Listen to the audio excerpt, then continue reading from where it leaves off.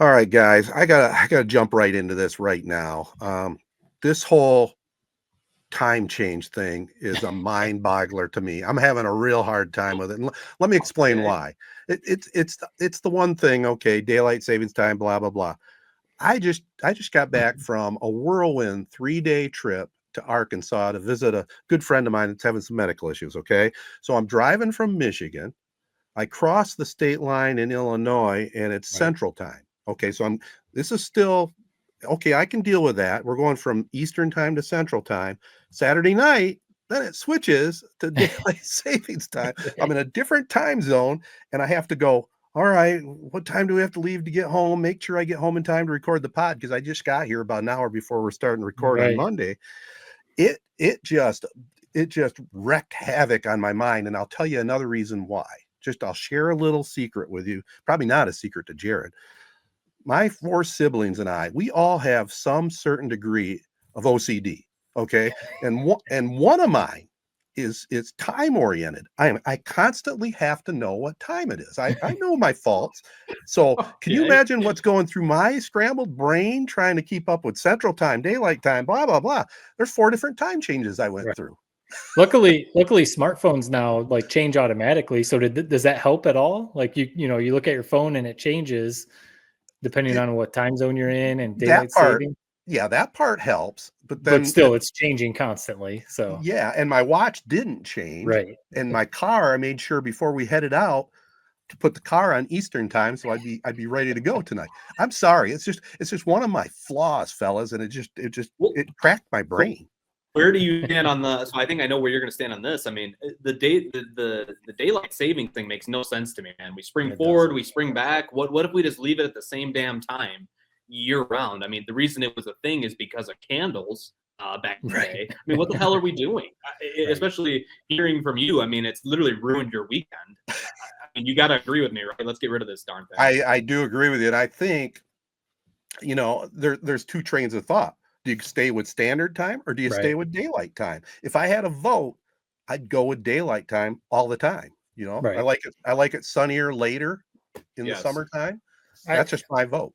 I feel like most people would probably lean that way because, if you have to wake up early in the morning for work or school or whatever. That's not that bad if it's still kind of dark out, whatever, Right. It's 6, 7 in the morning. So that's fine.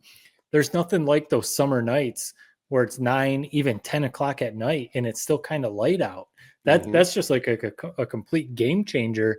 And yeah, we're not getting deep into politics. We don't do that a ton on this podcast, but President Trump is obviously doing a lot of things in his first handful of weeks in office, Gulf of America being one. If he wants to do something, change the daylight savings. Well, it's Go funny out you there said and just that. be like, done. That No was more. that was one of his things he was going to change, I think. Right. It does seem right up Trump's alley, like just a tweet out of nowhere. I'm changing daylight savings time. We're never going back. Like it does seem like something we could see literally tomorrow.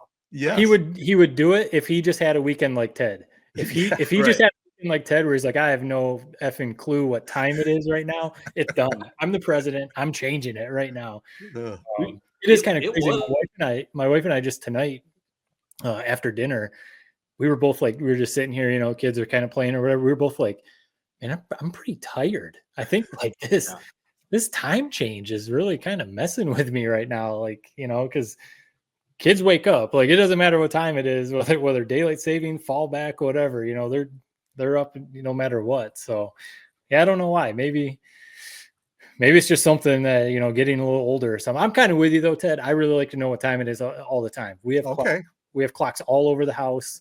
Right. Whether I'm at work, I always want to know, like, I'm kind of with you. I like to know what time it is. It's good to know there's other people out there like me. I thought I was, kind of alone on that. My wife's always making fun of me, but hey, it's the way it is. But then she probably appreciates it because you guys are probably always on time. So Well, I always make sure she's on time. Let's put it that way. You guys, and you said at the start, I mean, my aunts and uncles, you guys are all weirdos, man. It's the OCD is off the charts. I'm not gonna lie about that. So that's not a surprise that you said that. You talking about me or our family? Everybody, you included. Okay. You definitely included, but everybody, yeah. So I had a kind of an interesting thing. We're talking about Michigan State and daylight savings time, ironically. So Saturday, I don't know what it was like a 24-hour. I seriously thought I was gonna die. All of a sudden, I came home. I worked out. I've been working out every day. I'm in the middle of my workout, and it's like, man, I must be really like shredding it. I'm like feeling kind of sick. I feel like I'm gonna puke. So I'm like, okay, maybe just because I haven't ate anything yet. So I go home, I eat some eggs. Sure enough, as soon as I eat them, I go to the toilet. I barf like I've never barfed before, and I'm not kidding you. For the next 6 hours, I barfed every 15 minutes. It was unlike anything I'd ever felt in my life, to the point where, and this is kind of a scary situation right now. I'm riding dirty right now with no health insurance. I just turned 26, and I'm still in the midst of figured that out. So I'm like thinking to myself, like, dude, I seriously think I might need to go to the hospital. Like, this is pain I've never felt in my life. But then I'm also thinking to myself, dude, it's going to cost me like, I don't even know, $5,000 to go to the damn hospital. You're going to have to tough it out. I'm just going to have to suck it up, and hopefully this isn't anything serious. So it goes on for about 6 hours. I'm finally like, I'm at my breaking point. I'm chugging body on, I'm puking it up. Nothing is working. Then I remembered and it's stuck with me ever since I watched it, from the Receiver show. So Amon-Ra St. Brown's dad, John Brown, Mr. Olympia, or whatever the heck he was back in the day, he has remedy for sickness that he's trying to get Amon-Ra to do before a game, where he's like, dude, you need to drink a Coke. You need to chug a Coke. The stuff that is in that, there's no rhyme or reason to it, but it's going to make you feel better. So I finally said, screw it. I told my girlfriend, I'm like, go to the store, give me a Coke. I can't keep anything down right now. I need sugar, I need caffeine, I need something. So I guzzled this Coke, and I kid you not, it solved it. I wasn't thinking every 15 minutes, I guzzled this Coke, stomach cells, and now I didn't sleep all night because I just chugged 300 grams of caffeine at midnight. But regardless, it was solved. So I just wanted to give that. Everybody has a little health secret, things they do that could solve this type of issue. I have a new one. Chug a Coke. Thoughts on that? Interesting. I mean, I definitely remember, and Ted, you definitely do. Jared, I'm sure you do. With your grandparents or maybe your aunts and uncles. Vernors used to be the cure. I swear, my grandparents and maybe some aunts or uncles, if one of us had a belly ache or something when we were with, they'd be like, "Go get a Vernors." Sometimes I feel like it was 7-Up or Sprite, but it always seemed like Vernors. Michigan, go get a Vernors. So maybe it's along those same lines. Same concept, yeah. Right. Well, I remember I was going to ask you this. It's kind of gross, but what the hell? When you chug that Coke down, I remember a football practice, just chugging a Coke down, and then the belch that came out right after that. I would like sing while I'm belching. I mean, is that what happened to you, or you actually belched gas so you didn't throw it up?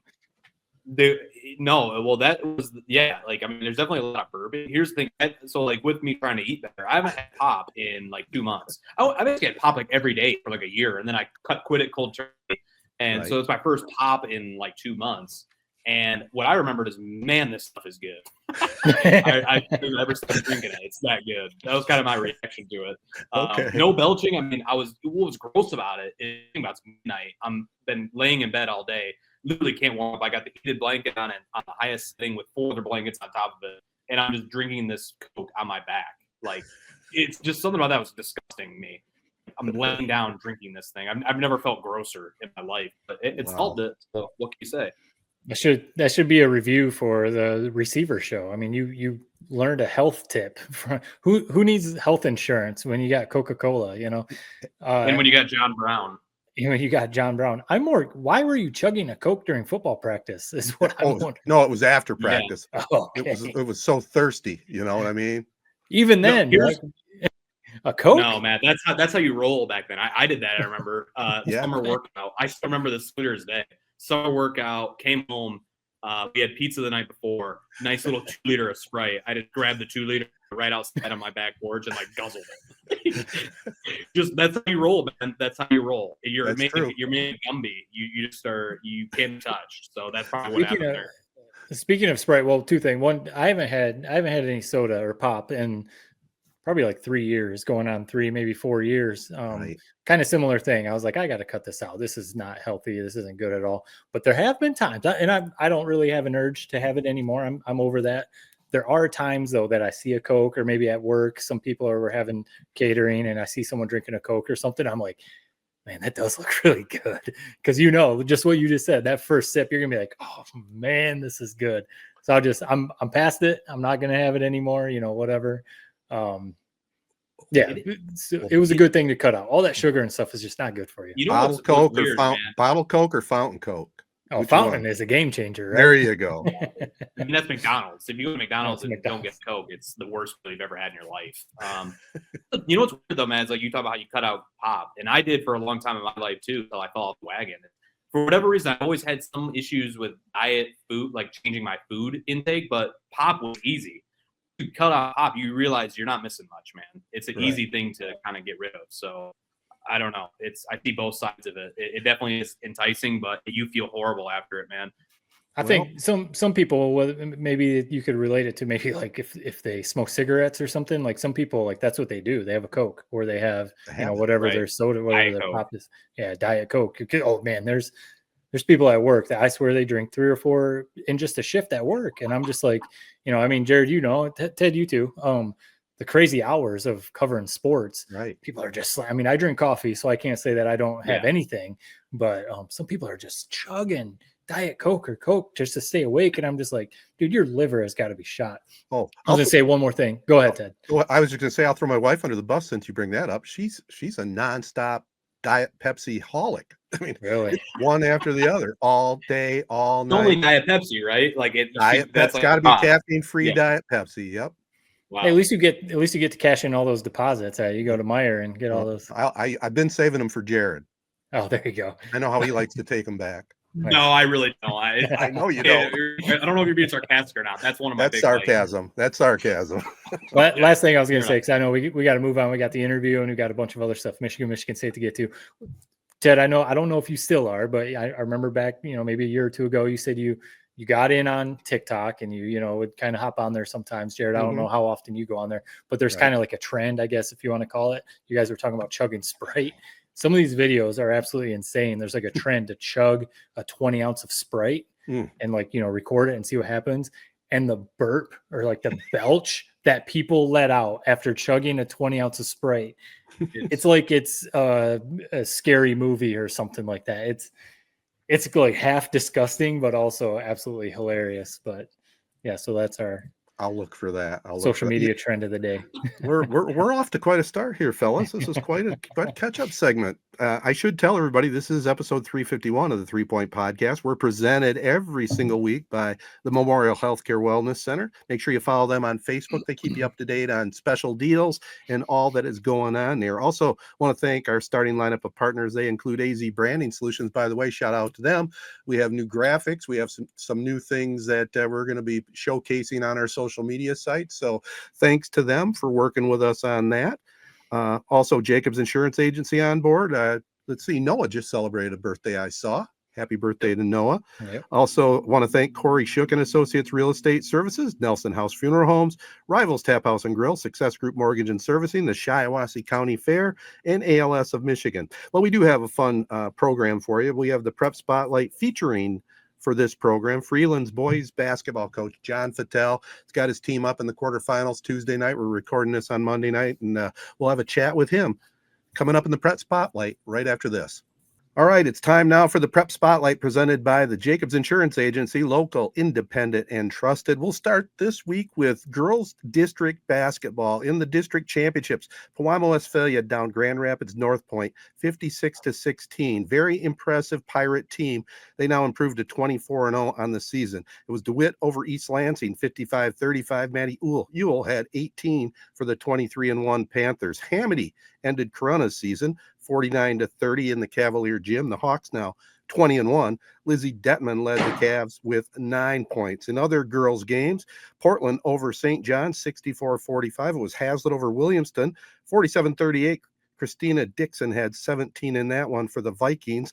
Back to a district opener, Corunna down to Wasso 42-37. Gracie Tremere had 18 in that one.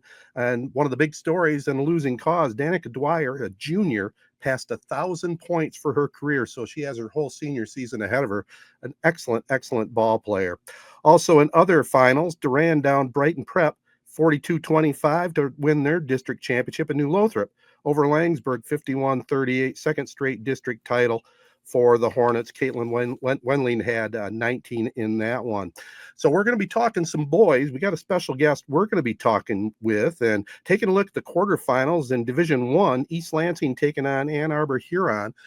East Lansing's really put together a heck of a season this year in D1.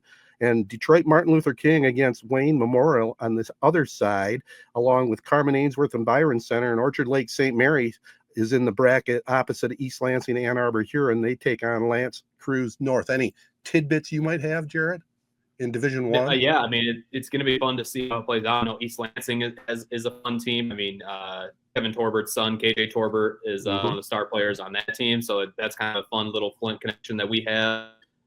Yeah, and I mean, Carmen Ainsworth upset Rockford, I would say. And, we're still a little bit heartbroken for that loss about a week ago. But another Flint school, so you got to support them. But yeah, it's Division One is Orchard Lake St. Mary's to win, that's for sure. But anything can happen in March. I mean, you don't need us to tell you that. So it should be fun to see how that plays out. Oh, 100%. And going to D2, Freeland, we'll be talking with their head coach, John Fattal, in just a moment. They take on Kingsford, won his second quarterfinal in the last few years. On the opposite side of that bracket, Sexton, they're taking on Romulus Summit. And then Grand Rapids Catholic Central always seems to be powerful, taking on Marshall in a quarterfinal, along with Warren Lincoln taking on Pontiac Notre Dame Prep. Any initial thoughts on that one? Obviously, the one we'll talk with John Fattal on. We'll talk about that. But on the other three quarterfinal games, what do we need to look for? I mean, I don't know if you guys saw it, but Chelsea versus Lansing Sexton, one of the wilder finishes you'll ever see. And from the sounds of it, an all-time game. I mean, Chelsea was down by 20 points at one point late into the third quarter, thundered all the way back, took the lead on a crazy fadeaway three in the corner to go up by 2. And then three-quarters court buzzer to send Lansing Sexton to the quarterfinals. So, no, that's the big thing that I have is obviously the Lansing Sexton team is going to be fun to watch. And then Freeland. I mean, all eyes are on Freeland for our podcast. So, absolutely. Going to D3. Go ahead, Matt. No, go ahead. No, I was just going to say in D3, Pewamo Westphalia moves on. They always have a very powerful team. And in D4, we're following the Fowler Eagles. They have an excellent team, and Z92.5 will be up at Houghton Lake for Tuesday night's quarterfinal matchup against Bel Air. Casey and Joe on the call for that one. So, I mean, it's that time of year, boys. I mean, it doesn't get much better than this, Great high school basketball, great college basketball. The NBA starting to finalize where they're going to be seated. It's a great time of year, and the weather's breaking. Beautiful weather. I mean, it's been beautiful down here for about a month and a half. So I know you guys have been digging out of the snow a little bit. Rub it in. The Sexton buzzer beater was kind of crazy. I was going to mention, you were talking about the D1, Trey McKinney, Orchard Lake St. Mary won Mr. Basketball. I'm sure you guys saw. Yep. Right. He's supposed to be the one that turns around Michigan, right? I know we're going to talk more about Michigan State here in a little bit, but it was cool to see him win Mr. Basketball. I mean, I think that was a foregone conclusion for the most part that he was going to win it, but still cool to see him win it and then stay committed to Michigan. So we'll see what he turns into as a player. Sometimes those Mr. Basketballs, they don't really end up being much in college or maybe what you expected, but he looks the part anyway. And the best part is that he didn't leave. I mean, so many kids leave for preparatory school, and I don't blame them. I get it. You're going to play better competition, but I think it's pretty darn cool that he stayed here in Michigan. I'm glad because it almost puts an asterisk when these top-tier players leave, man. When they leave, it almost is like, man, well, maybe this team won the state title, but this guy wasn't here or that guy wasn't here. So it's pretty cool that Orchard Lake St. Mary's one chance to repeat, and two, if a team does dethrone them, like, they deserve it. They deserve that win. So it's going to be fun to see how it pans out on the stretch. You're right. Hopefully he can turn the tide for Michigan basketball. I mean, we need some toughness on this squad. Darn it. Yeah, we'll definitely get into that for sure. I got one final story in the prep spotlight before we get to Coach John. You guys saw it. The MHSAA football final is going to be screwed up mess again. Michigan State having their senior day down at Ford Field, playing on Saturday. Now, I wouldn't have had such a big problem with it if they'd have just moved up their game to Friday and let the high schoolers have back-to-back days. But the way it's set up now, Friday for the high schoolers, Saturday for Michigan State, and then Sunday for the finals. I mean, it's just, I don't like it. It's too bad the high school kids are getting ripped. It's weird. It's definitely weird. And I mean, yes, we're probably more traditionalist when it comes to this. I mean, we're used to the Friday, Saturday for high school football, Thanksgiving weekend. And that's the way it was as long as I remember, and probably as, from the beginning back when you were calling the games, Ted. But breaking the games up, it's just kind of, it just feels weird because it almost like takes the spotlight away from the Sunday games. That's the first thing I thought. Friday will be cool. High school games on Friday, great. And then you mix in a Michigan State game that's probably going to be between two, because what is it, Minnesota? I think it's the Minnesota game. Right. So, two probably not contending for the Big Ten teams.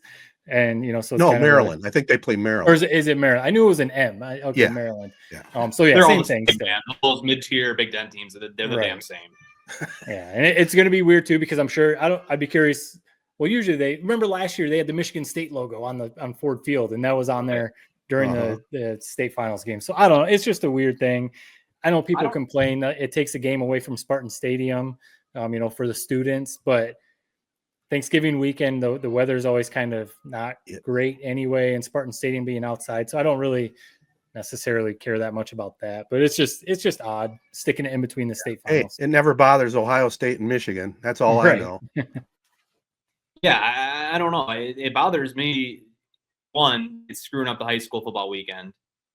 Just play it on Friday. Play it on Black Friday if you're going to do it, like they did a couple years ago, like you mentioned, Matt. That was fine. I actually loved that. Then it was kind of cool getting that Saturday and Sunday of high school football. This is the worst possible situation for everybody. And in Michigan State, I get why they play the game at Ford Field. Maybe it's the TV viewership. I don't really understand it.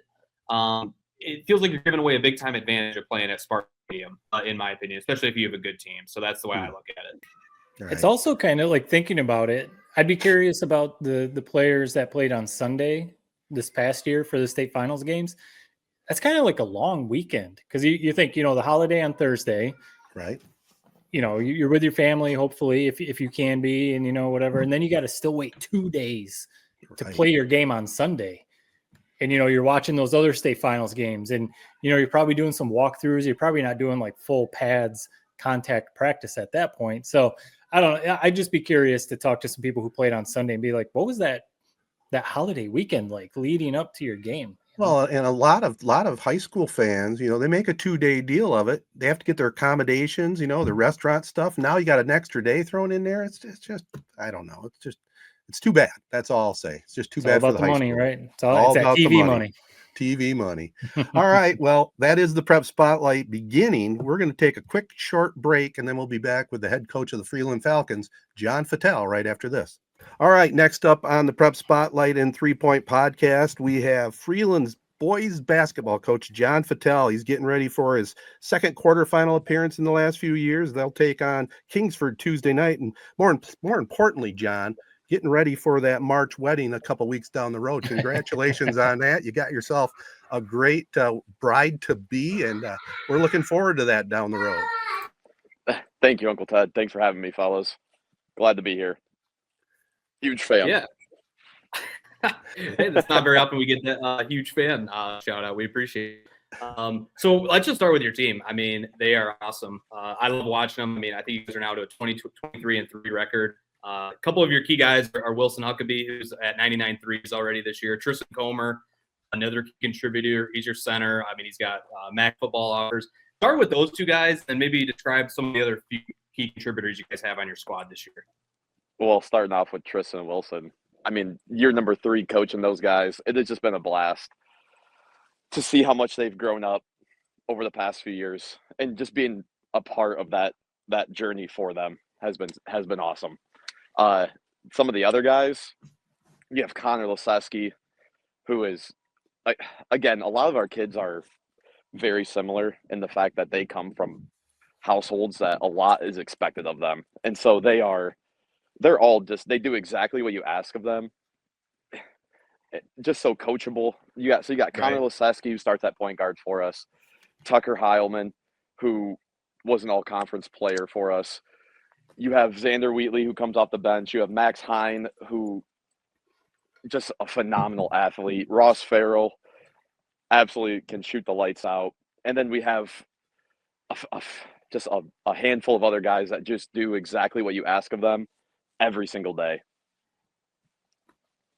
So going back to, I mean, I look at along your guys' run, some of the key wins you guys had. I mean, a big time win over Frankenmuth, your rival, who I think you only beat him by a combined 5 or 6 points in your 2 previous matchups earlier this season. And for whatever reason, it seems like your teams always seem to play the best ball in March.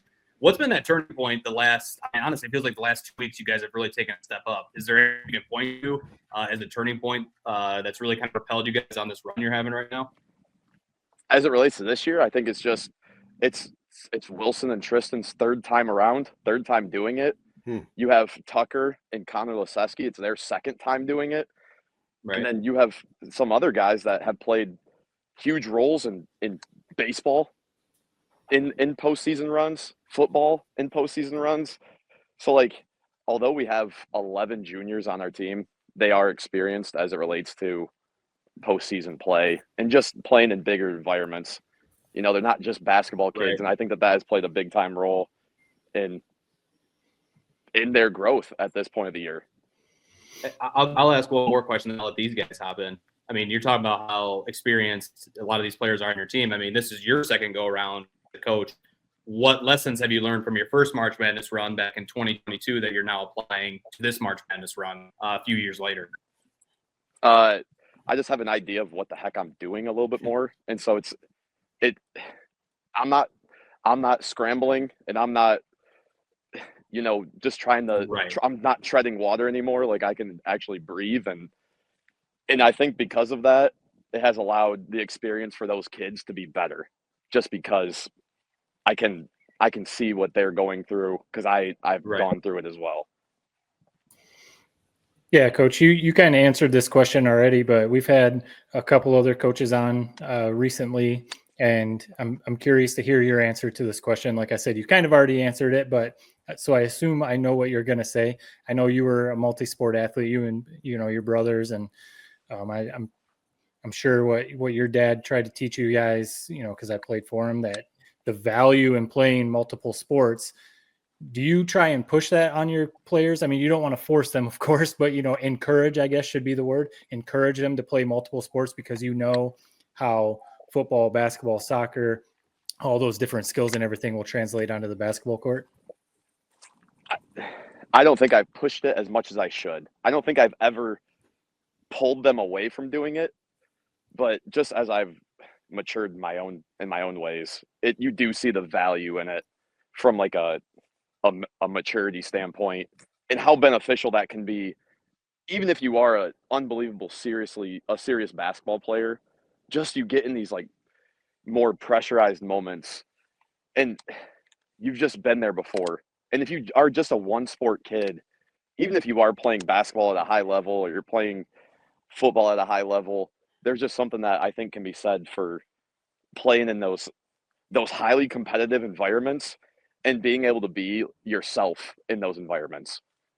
And there's this tremendous value in that. Mm-hmm. And so to answer your question, I've never pulled kids away from or pushed kids away from doing it, but just as I've grown up myself, I just see the importance of multi-sport athletes for sure. Well, Coach, I have a question or a comment first. I love to watch Wilson Huckabee play. I mean, he reminds me, I call him Jimmy Chitwood, man. He just plays nice and calm and relaxed. I mean, he showed some emotion in the last game. I think you made a comment about it in your television interview, but I love the way he plays. He's definitely your go-to guy, Comer, too, and you just got a great team. But my comment is, it's a compliment to your coaching. It's probably a compliment to the kids on your team. I don't know if I've ever seen backups go in the game, when it was time to clear the bench, and they run your offense. They aren't chucking up 3-pointers. They're not playing helter-skelter. They're running the offense. And that stood out to me. That was very impressive. And it also shows not only are they well coached, they get along well. And they understand the concept you're trying to preach, right? Absolutely. I mean, they practice every single day. And that's something that we tell them is like, you're going in the game. You're not going in the game to hold the basketball. This is your opportunity to play. And so like I said, we're not dealing with every kid goes through a maturity phase and like buying into their role, whatever that may be. But we have great kids and they all come from great households where a lot is expected of them. And I think we expect a lot of these kids too. And so when they do go in the game, it's not a BS period in our eyes, and we don't treat it as such. And I don't think anyone in our program treats it as such. And so therefore we hold them to that standard and they execute. Well, I even have a follow-up to that. Even your managers, you can see that they're held up to a higher level, and the team appreciates them. I mean, you hoisted the one kid up on the shoulders, the team did. I mean, it was just an awesome sight. We have some of the best student managers in the state of Michigan. I mean, Jared knows them. I mean, our Ben Hugel he's been a manager for us for 6 years, and then you want to talk about Wilson and Tristan growing up. It has been so cool to see him grow up, and just like they all have jobs, so as soon as they get to the game, and he just gets them, like they just get them done across the board, and it's just cool to see. This is a bit of a silly question. Ted compared Wilson Huckabee to Jimmy Chitwood. I mean, ironically, I don't exactly look back on you there as exactly Rick Mount, shooting the lights out. But for whatever reason, your teams have always been, lights out from 3-point land. It seems like really since you started coaching. Simply put, why is that? Nothing that I've done. I can tell you that. Like, Jared, you saw my jump shot. Like, it's not. The guys on the team joke about my jump shot all the time. So it's not anything I've done. I just think that they were taught how to shoot at a young age, and they saw the ball go in at a young age, and therefore it's fun to practice, and so they spend more time doing it. And I think it goes back to Uncle Ted's point, is they care about each other, and so they're not afraid to turn down. They fight for great shots every single time down the floor, and so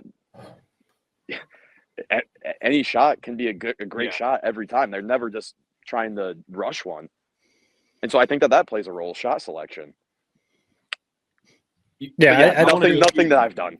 Yeah, no, you give yourself some credit. I mean, I haven't watched your guys' team, but I've heard enough about, the Falcons really ever since you became a coach there. We had you on a few years ago too. But I hear plenty from Ted and Jared about your team to know that you're doing a heck of a job over there. But you're giving your players and the families and everything the credit that they deserve. So obviously that's very cool on your part, but you're being very humble. I think you're growing a lot as a head coach. And I wanted to ask you about, again, we had you on a few years ago.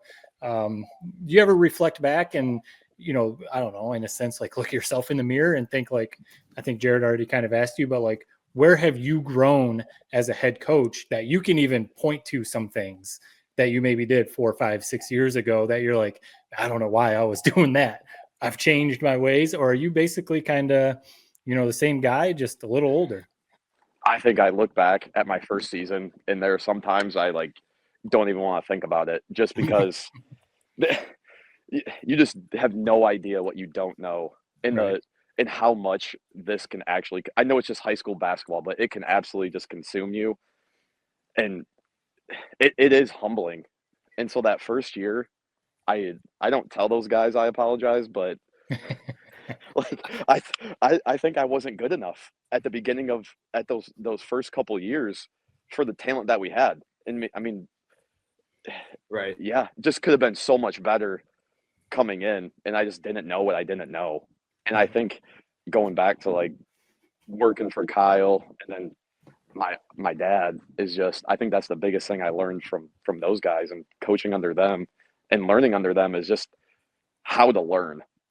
And coaching is just a constant evolution of self-reflection and team reflection and what you do well and what you want your program to stand for. And so there's a lot of different things that I think I have personally just grown up, and it's been fun to just look back. But there are some things that you're just borderline embarrassed about on how you handle things.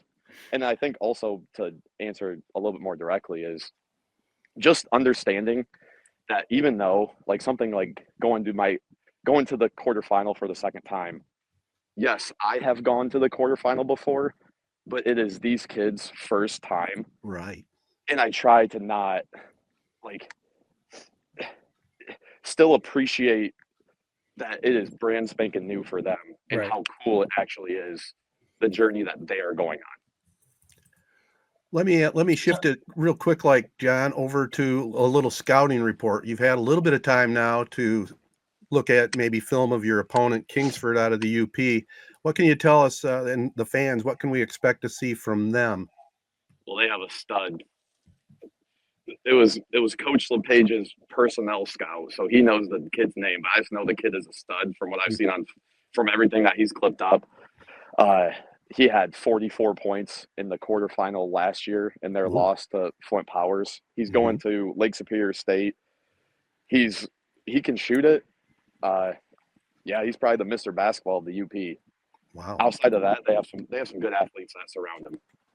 And another big kid. I think it's a great matchup for us as far as just style, as far as personnel. And I think they can score the basketball too. So it should be fun. Yeah. And then second is a couple things that, I mean, it would be just excuses for them, but I mean, they are in the central time zone. And then with daylight savings time yesterday, and then they are traveling, I think, 4 hours to Gaylord. Yep. So, I mean, they got some things kind of stacked against them too. Yeah. Well, you mentioned Coach LePage. I know you have a pretty good staff with you, Coach LePage, Coach Porter. What can you tell us about some of your assistants? I know that's a deal when it comes to a head coach. I mean, you mentioned that you put a lot of the scouting on Coach LePage for a big time game. I mean, that says a lot about him. What can you tell us about him and then the rest of your staff? Well, Coach LePage, I knew that there was some help needed after we went to the Breslin that first time with Bryson and Alex and Josh, and I heard that Logan LePage was living going to Saginaw Valley and not living in the area but commuting, and I knew his girlfriend went to Saginaw Valley at the time, and so I asked Lauren. I was like, I need some help, and I know that this guy could be potentially able to live in the area. And basically kind of with a little bit of her blessing, asked this guy to move into our apartment, live rent free just to get some coaching help. And he's worked in Freeland now for 3 straight years, and he's finishing up his student teaching now. And just the kids love him. They all connect with him. And then second, we have Mr. Porter, Coach Porter, who is our freshman coach, who again works in the school, and the kids all just love and connect with. And then we also have Jordan Doobie, who has been the head coach at Bay City Central for the past 7 years before last year. And now he's teaching in Freeland. So we have the 4 of us all see each other every single day, and we see all of the kids every single day, middles from 7th grade through 11th grade. We don't have any seniors other than 2 managers, but we see all of them every day. And so I just think those guys are just all in completely. And it's just been a blessing to have them. Yeah. We won't keep you much longer, John, but how do you like the move from teaching to being a guidance counselor? So much better. Yeah, so much better. So 2 days a week I go to elementary school, and then 3 days a week I'm at the middle school.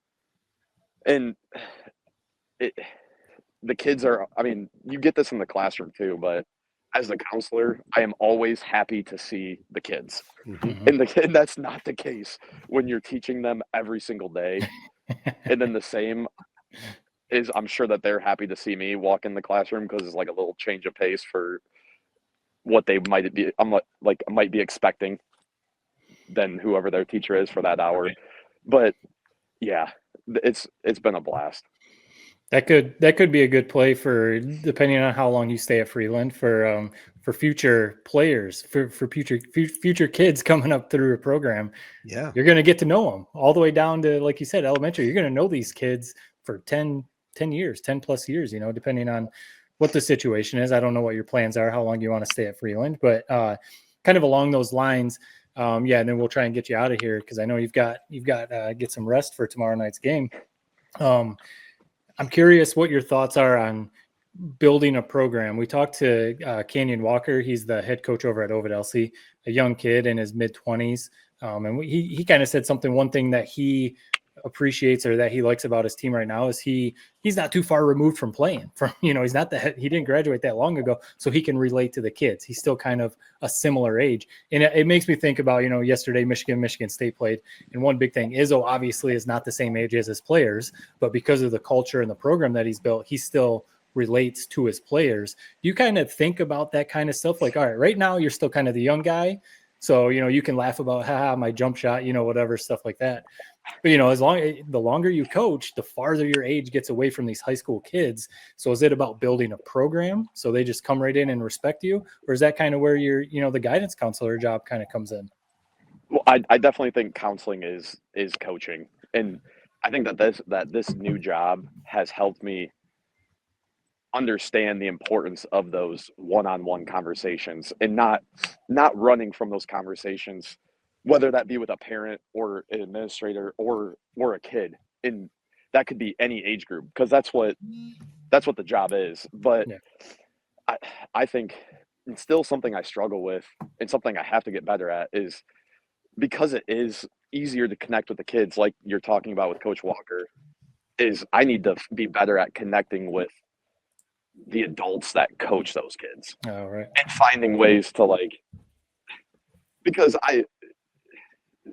camps are fun and easy, and the kids will do what you ask them to do. You're playing basketball, but it's getting all the, and not saying that we don't have that, but just being much more organized and much more articulate with how to connect with the adults that coach the younger kids in order to build the program in the correct way, and not just have an occasional class that comes through, but ensuring that every kid in Freeland, every boy in Freeland has an opportunity to potentially be a hooper for us, and not just leaving it to chance. And I think that has to be something I get better at, to be honest. Cool. Last thing, rapid fire, 3 questions, then we'll let you go, we promise. Shot clock in high school basketball, yay or nay? Yeah, absolutely. I mean, yes, but not for the reason, I'm not, I think the shot clock is better for skill development. It's not really it should, if a shot clock is coming in, I would love to see it be 24 seconds, and just the amount of touches that could happen in a game. That would just be a fun game to be a part of. And yeah, it would. And the way basketball kind of should be played. Mm-hmm. And it's the skill on the floor, the coaching would get better. I'm not concerned so much with, I think, what the general argument is just worried about holding the basketball. That's part of it. But even the MHSA did their due diligence, and they said, every game at last year's Final Four, there was one possession that went over 31 seconds. So it's the game at the highest level in the state of Michigan, it's still moving at a decent pace. Right. So yes. All right. Up by 3 with 10 seconds left. The other team has the ball. Do you foul or do you let it play out?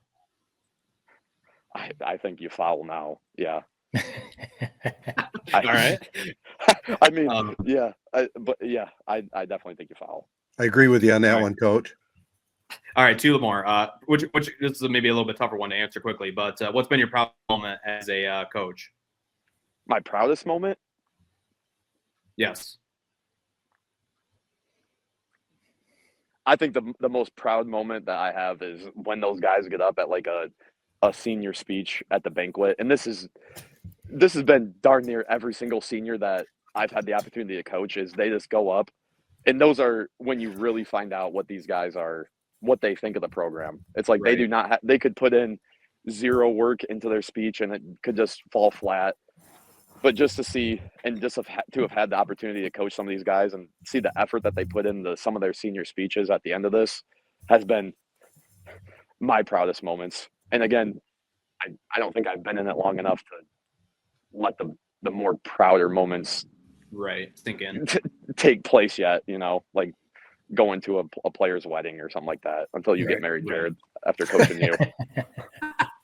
All right, last one, then we promise to let you go. You got to get some rest. All right, I don't even know if you watched the Michigan State game yesterday, but I can explain what happened. But if you were coaching Michigan yesterday, if you were Dusty May and your players were standing at midcourt during the Spartans kissing of the center Spartan logo, what would you tell them in the locker room after? Would you be happy with that, or would you have reamed them? What did you think of that situation? I don't know about ream. I just I think the most John Beeline, what would his guys have done? And I just they wouldn't have done that. I love Michigan just as much as you guys do, and that was primetime Michigan basketball, and those players would never have done that.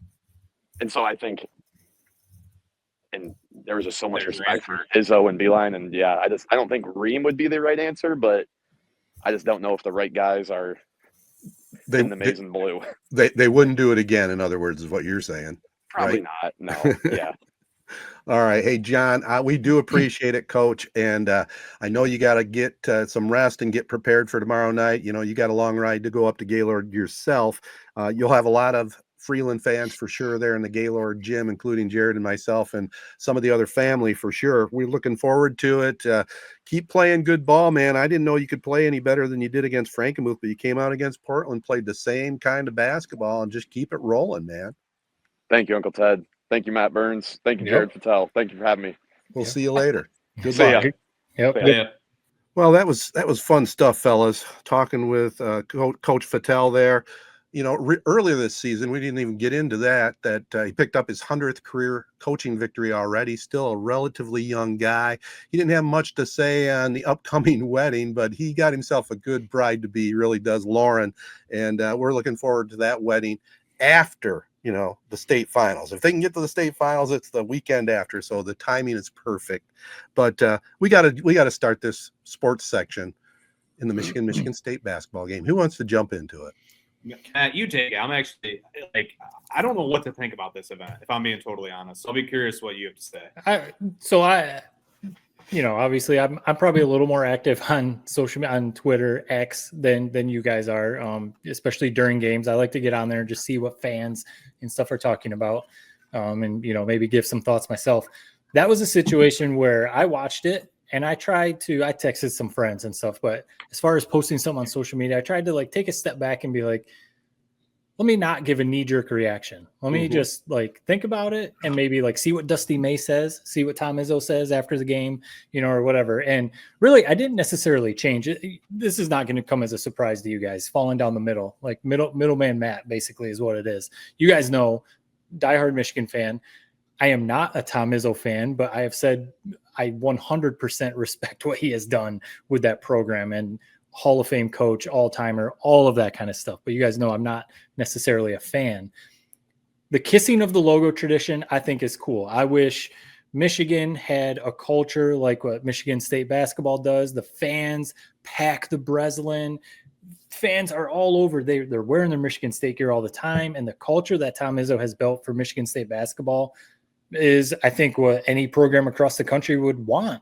You know, if you look at the model of a basketball program in today's college basketball, I think most people would say Michigan State. Yeah, I could go with that, you know, making the Final Fours, winning Big Tens all the time. I think the kissing of the logo tradition is cool. Let's get that out of the way. I think it is a very cool thing for the seniors, especially when you got a senior like Akins and like Cassius Winston, and, you know, when Denzel Valentine and guys like that come through, Drew Neitzel, guys that have been the program for as long as they've been at Michigan State. That said, it is so played out how long they drag it on. If it's a blowout, call one timeout, get the subs in, do your kissing, do your applause, move on. The one yesterday during a free throw is, to me, so self-serving, and it's basically like Tom Izzo and the Michigan State program saying, we don't care that we're in the middle of a game, 20-point blowout or not, who cares? We're still in the middle of a game. We're going to pause everything. We're going to pause the TV production. We're going to pause the game. The refs don't even really know what to do. And we're going to make everyone wait one by one as we cattle pony these seniors in and out of here. And it's to the point where it's like, what are we doing? You could tell Dusty May, he probably doesn't fully understand the rivalry yet. You know, he's still first year as a Michigan head coach. He's even kind of like, what's happening here? Like you're subbing these guys in. One, and the referee throws the ball to Pippen. Pippen was at the free throw line for Michigan. And he even had to like take the ball and then give it back because another sub was coming in. And then that's when the fight broke out. The tradition is cool. I don't think do away with it. Izzo was on the court after the game. You know, he said like, no one's going to steal this tradition from us or whatever. It's like, no one's trying to steal your tradition, but like do it in a reasonable way. You know, like when you're delaying a free throw 5, 6, 7, 8 minutes because you're subbing one after another, that's where it gets to be like, come on, man, like, what are we doing? Call a timeout if you want to do it this way. Do it after the game, because to me, it almost like disrespects the game if you're delaying it that long. But I'm not saying quit the tradition. I'm not saying take that away, but do it in a little bit more of a respectful way. If there's anyone that respects the game, it's Tom Izzo, right? I mean, he respects the game of basketball, but that's just, I'm not saying get rid of the tradition, but do it in a little more reasonable way. Should the Michigan players have been standing on the logo? Yeah, I mean, no, probably not. They knew what they were doing, but yeah, I'll give my take. I mean, I pretty much agree with what you're saying, to tell you the truth. I mean, it probably seemed more elongated because you are a big Michigan fan. I understand that, but there was 3 guys, wasn't there? Was there 3 guys that got sent out there to kiss the court? It took a minute. Well, it took a long time because I think, the referees didn't know what was going on. It was weird. It definitely took longer than it should have. And I tend to agree with the fact that it is a cool tradition.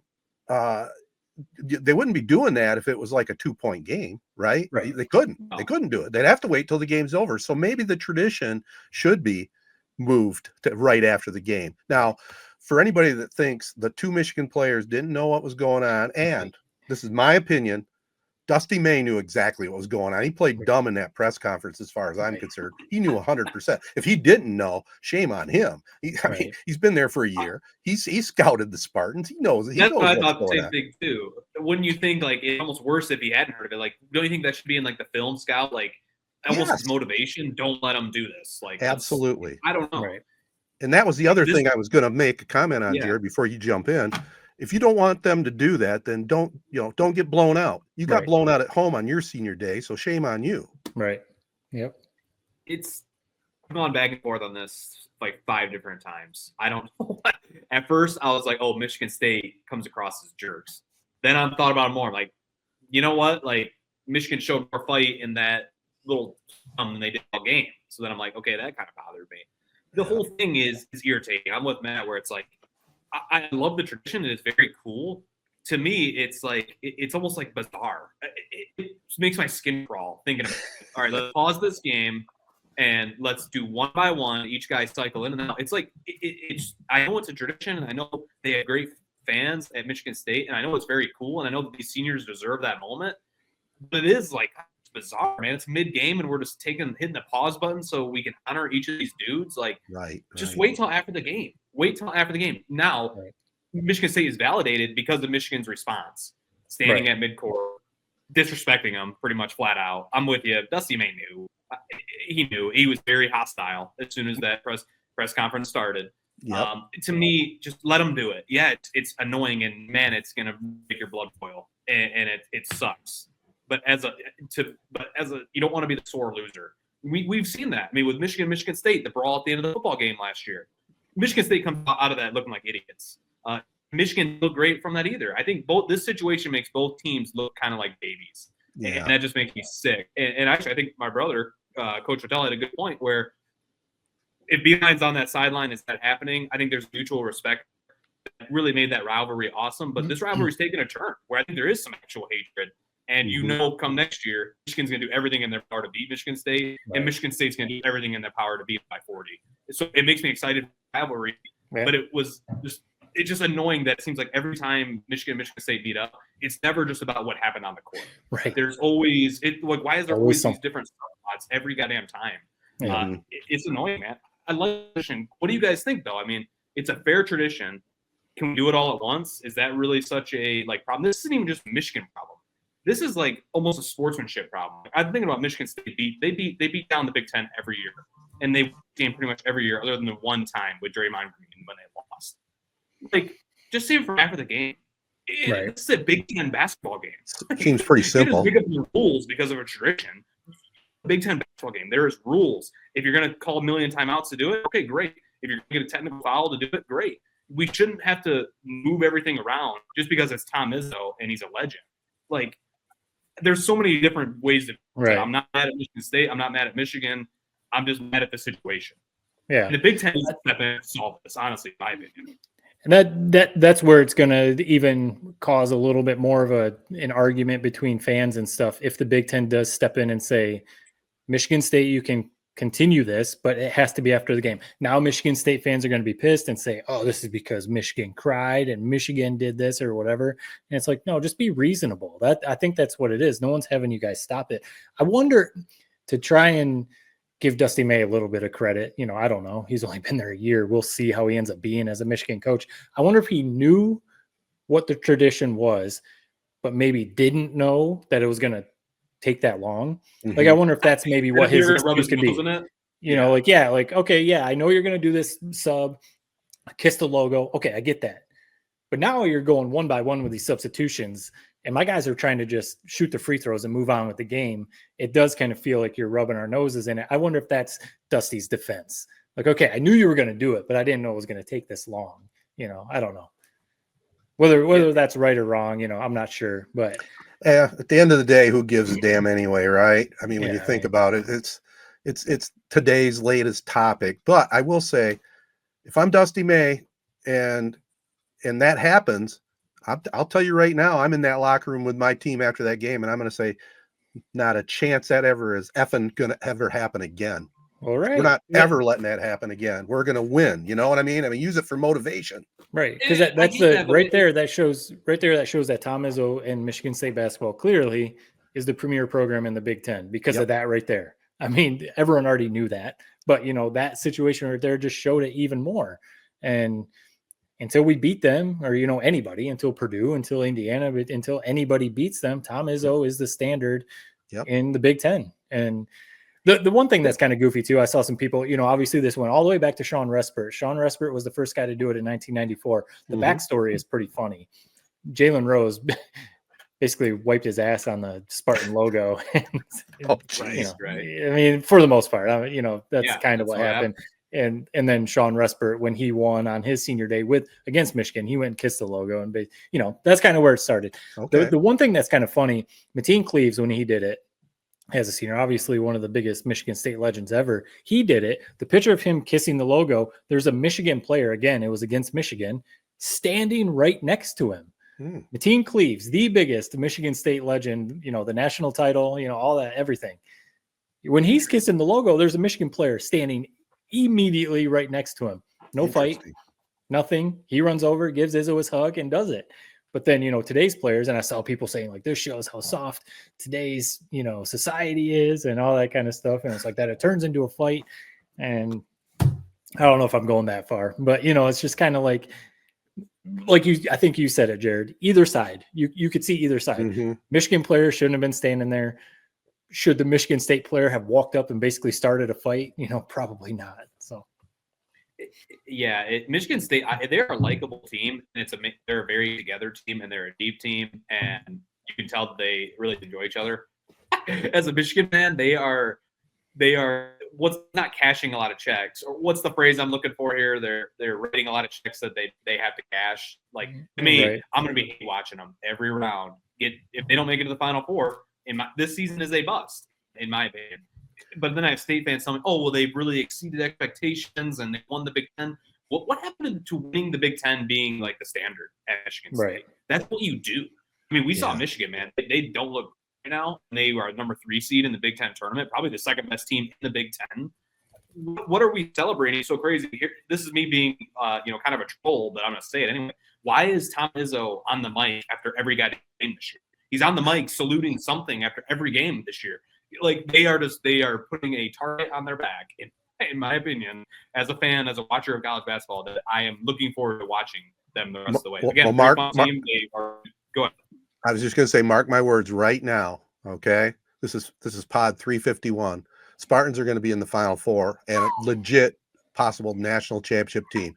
Yeah, they got a target on them. They definitely got a target on them, and I think Tom Izzo relishes it. And I think he has this team playing the kind of ball you need to at this. Listen, we're talking about this silly thing at mid-court kissing the Spartan. Let's talk about the game. 50 first half point. They blew Michigan out yesterday. They just that second half they didn't have to worry about it. That is a tremendous Michigan State team that is well coached, Hall of Fame coached. And whether you like Izzo or don't like Izzo, that little fella, he can coach. And he is, we should be, and I know, Matt, you don't like him. That's okay. That's okay. But I'll tell you what, I think everybody in America, myself, I love the guy, the way he coaches. There's not many of these old school coaches left, and there's not going to be many left when he retires. So I say savor it and enjoy it. Whether you hate the Spartans or don't hate the Spartans, got to respect that dude. I understand, but like what Izzo is, I mean, is Izzo required to be on the mic after every damn win this year? It's like, who's putting him on the mic? he's the old school guy, but he's not doing it school himself. kind of BS. He's not forcing the cameras to film him, are they? Is he? I mean, he's probably like the biggest star, right? I mean, yeah. If Tom Izzo grabs the mic, the cameras are going to be on him because he runs that university. We know that the football facility is named after Tom Izzo. Right. I mean, think about that. Who wants to coach at Michigan State? But he's not grabbing the mic. They're interviewing him. They want Tom Izzo on the camera. I think, Jared, are you talking about like grabbing the PA like he mic? addressed the crowd. He's addressed the crowd like 3 times. I got you. Like. Okay, that's what you're talking about. Yeah, the TV interviews are different. Of course, TV is going to be like interview Tom. If you can get Tom, bring Tom over. My one beef, 100%, the basketball part. Clearly, he's a legend. I mean, there's no disputing that for sure. I hate how people put him on a pedestal as if he invented the game of basketball. Can do no wrong. Nobody has ever coached the game of basketball like Tom Izzo. Nobody schemes the way Tom Izzo. Nobody builds a program the way Tom Izzo does. That kind of stuff. He is a legend for sure. He hasn't won a national title in over 25 years now. And, you know, he's got all these Big Tens, all these Final Fours. If he's as great of a coach as people put him on this pedestal, he wouldn't have the record in the Final Four that he does. He would have 3-4 national titles, like a guy like Jim Calhoun, like Roy Williams, like Bob Knight. He passes Bob Knight in Big Ten wins. Bob Knight has more national titles than him. So that's my one thing. Like Michigan State fans and other people act like, and he is the old school guy. You don't see people build programs the way that he does. And I just said it. I wish Michigan's program had the culture, you know, like what Michigan State does. I just wouldn't put him on the pedestal like that because it's like there's a list of dudes with multiple national championships, and Tom Izzo is not on that list. If he's as great of a coach as people make him out to be, he'd have at least 2, right? I 3. Guess we agree to disagree on that one. I mean, the national championships aren't the easiest thing to come by. I look at the overall coaching record. He does have a national championship. He's not an offer, right? How many Final Fours has he been to? How many, what's his winning record? Yeah. You know, I mean, and his players, you don't hear them bad mouthing him. Right. He's a great coach. I'm not saying, obviously I'm not saying that. I'm just saying, man, I mean, genuine question to you, Ted, genuine question. Yeah. Is this tradition to forget? Because I could get enough of this damn court thing. The game was the game. I mean, was anybody surprised that they got blown out? I mean, that we knew that was happening. A little bit. Michigan's pretty good. Is free falling. I mean, they are free falling. The state is surging. They look damn good. Again, the barometer is the Final Four. Make it there, and this is one hell of a year. Izzo is that guy. He showed us. He smacked us all in the face and said, "I can still do this." Right. To me, this tradition of kissing the floor is a slap in the face to the opposing team, to the opposing coaches. Not just Michigan. This is against Ohio State. This is against Iowa. Legendary longtime coaches, Wisconsin. Like, am I crazy? Like, this is mid-game and we're parading around. Matt, what was the word you used? It's kind of a funny word, like cattailing or something like that. Do you know what I'm talking about? Cowpow. Yeah. Cowpow. You're making the other. But yeah. No, cool. I'll give you that one, man. It's rubbing it in the opponent's face. There's no question about it. Now, where it all started, I don't, like Matt laid out. Okay, but I do agree. Okay, I'm the only guy here really on this podcast that I love Tom Izzo. Right? I love Tom Izzo too. I'm busting balls. I mean, to me, that's not Izzo. I'm also that's not Izzo. I know. It felt like a step maybe too much last game. Well, I'm a little weird too because I am weird because I am not a Spartan hater by any stretch of the imagination. Now, that's weird. I grew up in Michigan. When I first started watching college football, Michigan State was the power. I was a Michigan State fan in football. Then all of a sudden, I became a Michigan fan mainly because of Bob Ufer. To be honest with you, just listening to games and then starting to tune into them. So when it comes to football, I'm maize and blue 100%. When it comes to basketball, I can take it or leave it. If either team is good, I'm rooting for them. I don't root against Michigan State ever, in basketball. And I'm not saying maybe I'm getting buried in the lead here, but I still think UCMA came across worse than Tom Izzo did yesterday with all the pageantry and everything. I still think how Michigan handled it wasn't the right way, in my opinion. So I'm not saying that that Michigan is of no fault.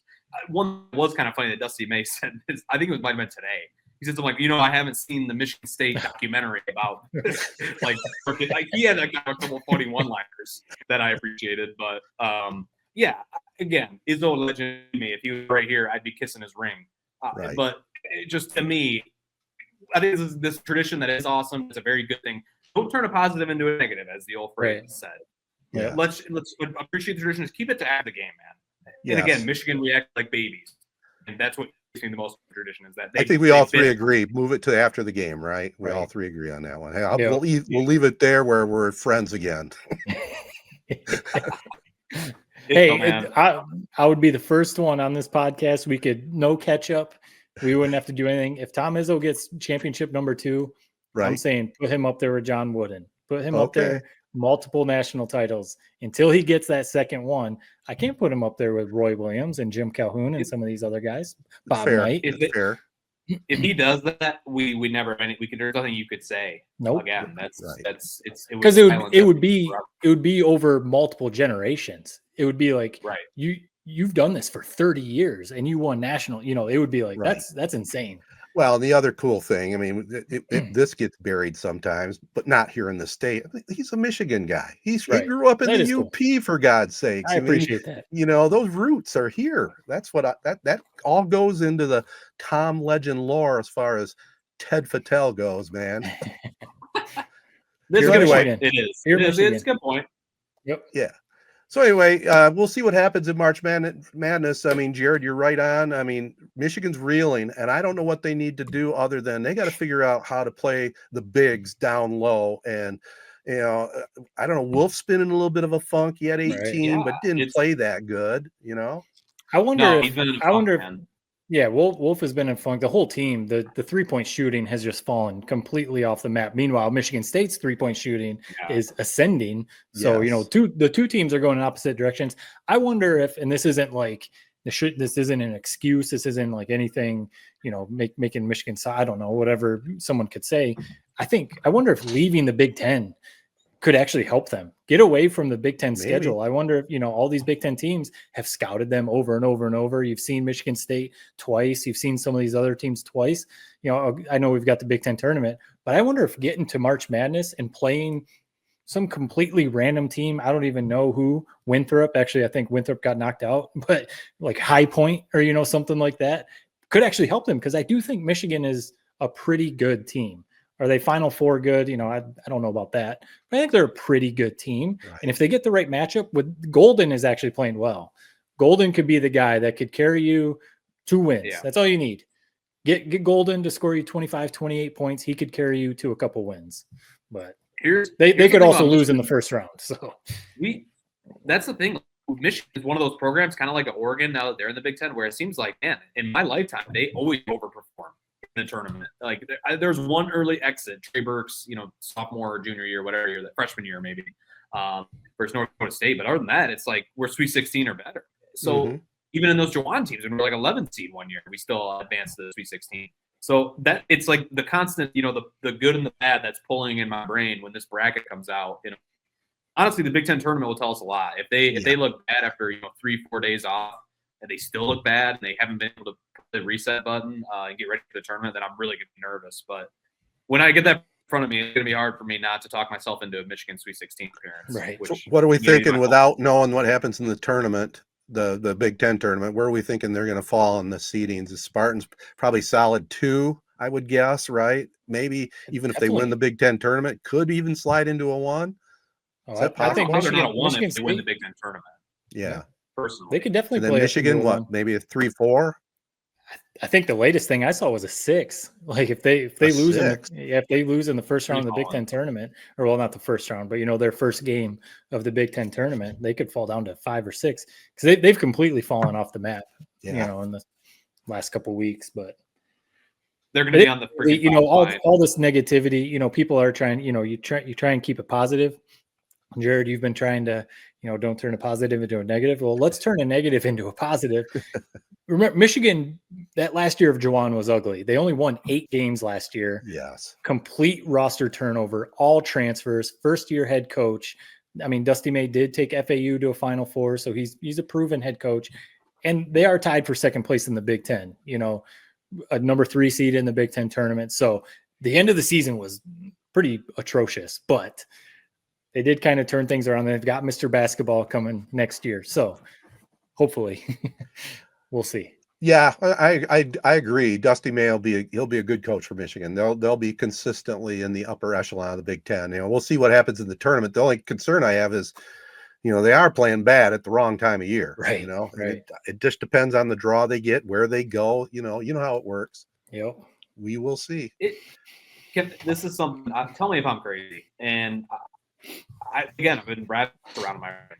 Michigan is very much better this year. Dusty May has done a great job. I already gave him an A+ one game into the season. I think he still is a good hire. I don't know if I like the type of team that they're forming, and I don't know the way Michigan State seemingly out-toughed them twice, the way that they've been sporadic this season. To me, there was something, you know, that you could sleep good at night knowing John Beilein, hey, they're going to be respectful. They're going to play together.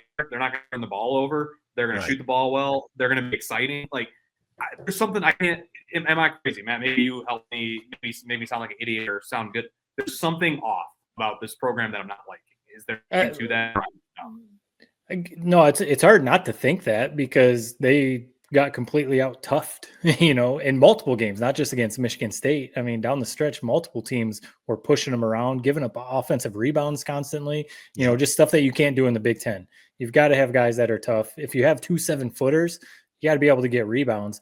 I wonder if just, you know, these guys coming in, we're almost like, you know, stopgap type of guys. You know, Golden's only going to be here. I bet Danny Wolf is going to come back, but I hope, you know, Tom Izzo knows the guys that he's going to bring to Michigan State. He's going to get those solid big dudes who are going to rebound, who are going to box out, be tough, you know, like Xavier Tillman and guys like that.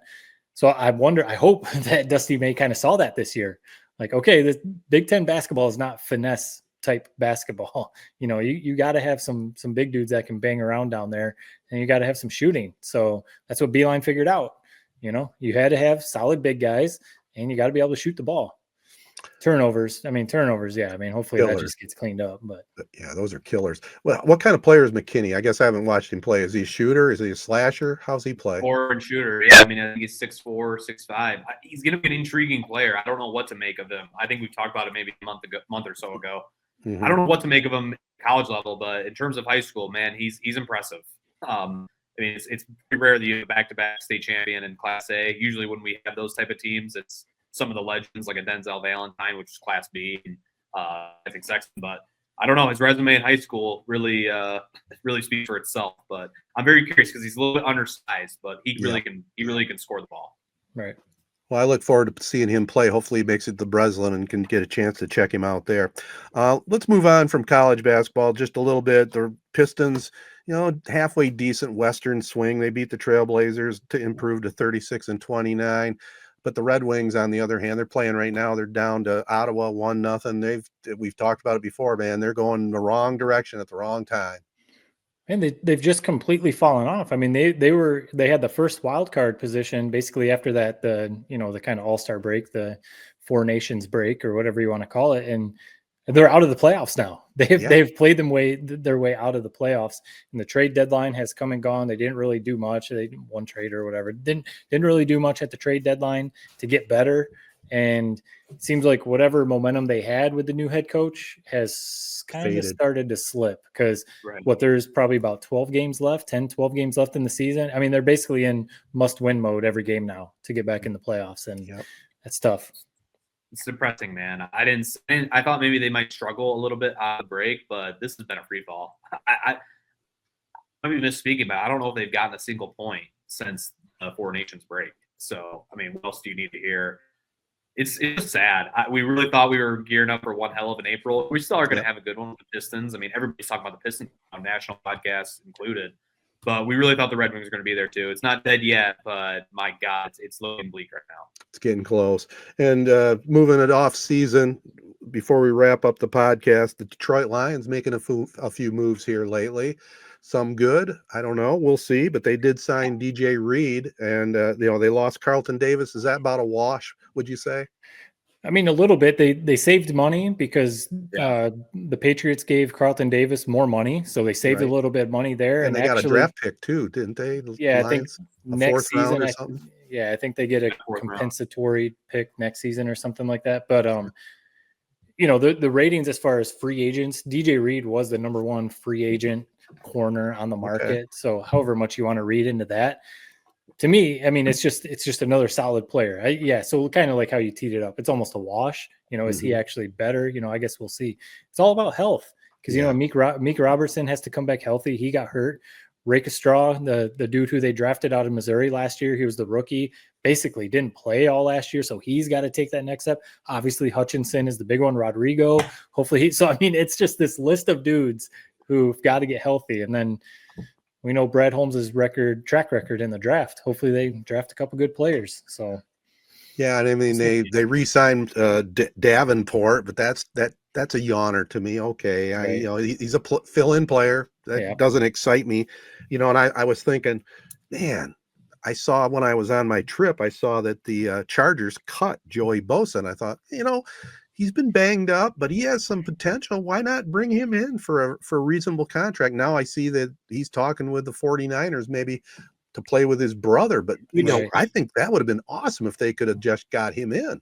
Yeah. But you got to admit, pairing the Bosa brothers up is a little more badass. I don't hate that. Because I would have liked him on the Lions, but it's kind of awesome that he's joined the 49ers, and they're going to have two Bosas. Hopefully he's healthy.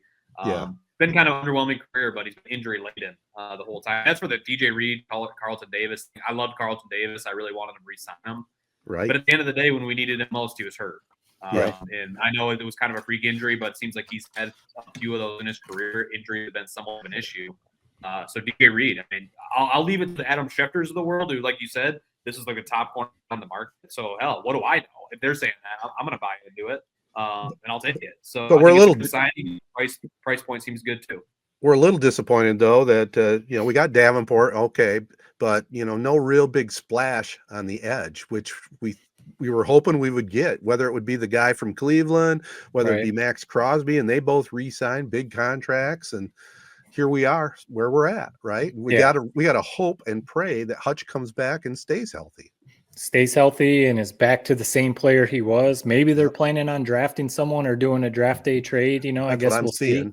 Yeah. But I wonder if they're seeing these contracts that Myles Garrett and Max Crosby and these DNs are getting, and they're like, oh, geez, we're going to have to pay Hutchinson here in the next couple of years. Right. So we can't sign some of these other guys right now. So we'll see.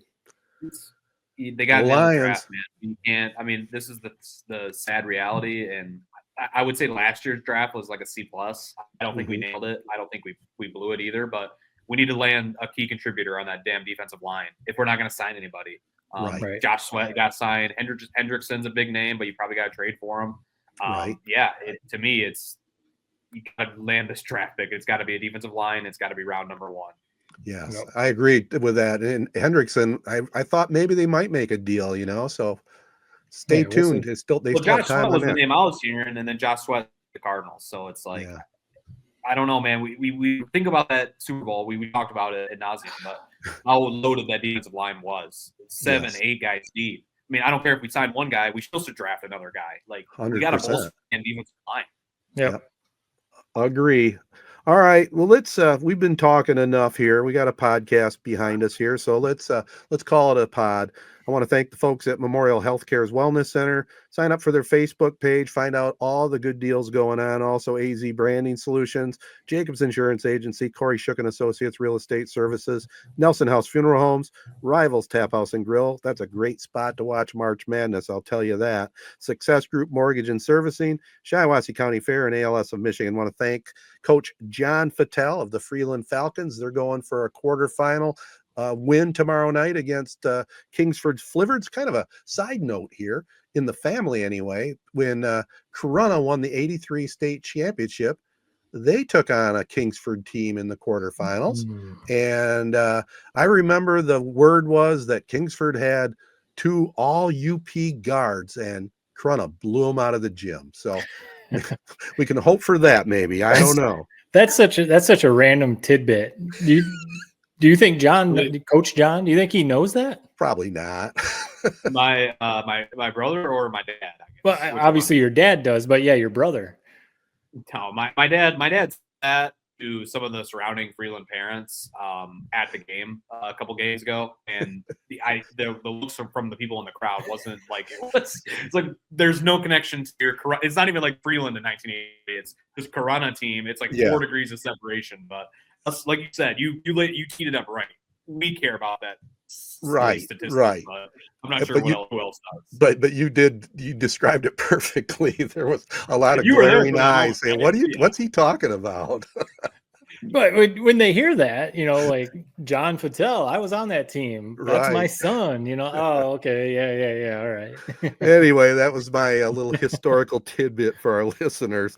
By the way, Tuesday night, we do have quarterfinal basketball on Z92.5. The Castle, Casey and Joe, will be up at Houghton Lake High School as Fowler, 23-3, will take on Bel Air, 22-4. And then, we'll be making the trip up to Gaylord to watch Freeland and Kingsford. If you can't make it, you can check it out on the NFHS television network and check it out, watch Freeland play, or go to Gaylord High School like we're going to do. It's going to be a lot of fun. So anyway, that's it. Peace and love. Be kind. Thanks for listening.